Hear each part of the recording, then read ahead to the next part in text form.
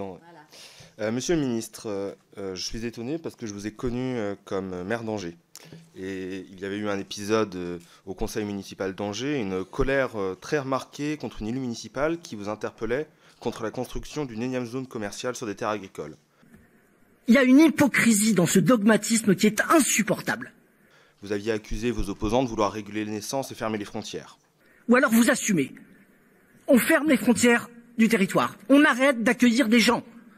On interdit ou on régule les naissances sur le territoire. L'essentiel du reste de votre réponse consistait à dire qu'on ne doit pas lutter contre l'artificialisation des sols, que ce n'est pas possible. Parce que si vous voulez qu'on ne construise pas et à aucun moment qu'on artificialise, on fait comment? Je vois que vous avez juste changé le fond de votre pensée. Comme vous l'avez dit vous-même, hein, on paye 50 ans d'artificialisation là, par rapport aux 5 siècles passés. Mais depuis votre nomination au ministère, vous n'avez pas fait tant de choses que ça. Le moins qu'on peut se dire, c'est que vous êtes fait remarquer pour votre absence pendant la crise estivale, cachant mal votre absolue incompétence sur la question écologique. Vous menez toujours la même politique qu'à Angers, mais vous êtes passé des cris au chuchotement, puisque vous avez suspendu, et on en parlait en toute discrétion, l'application du décret ZAN, condamnant le zèle de certains préfets qui protégeaient notre environnement de l'urbanisation galopante.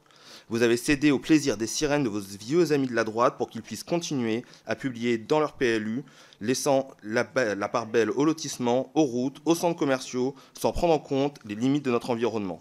Du béton, encore du béton, toujours du béton. Dans le béton, tout est bon. Ça, c'est du dogmatisme. Avec ce type d'argument, avec ce raisonnement proche de zéro, qui consiste à dire « il est hors de question qu'on touche à quoi que ce soit », comment vous faites ? Pourtant, le décret ZAN, c'était pas quelque chose de très ambitieux, hein, mais il semblerait que pour Renaissance, respecter les accords de la Convention citoyenne pour le climat, c'était déjà un peu trop pour le gris horizon. Alors maintenant, voilà ma question. Comment comptez-vous réécrire ces décrets ?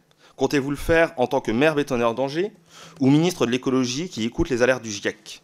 Comment allez-vous répondre aux besoins de débétonner pour rendre nos villes résilientes aux canicules ? Et on l'a bien vécu avec les feux. Stopper la métropolisation qui continue d'augmenter les inégalités entre nos territoires et en détruisant l'environnement. C'est facile d'être dans l'opposition et de taper sur tout, mais croyez-moi, ça dessert la crédibilité de la parole politique et ensuite les combats qu'on porte.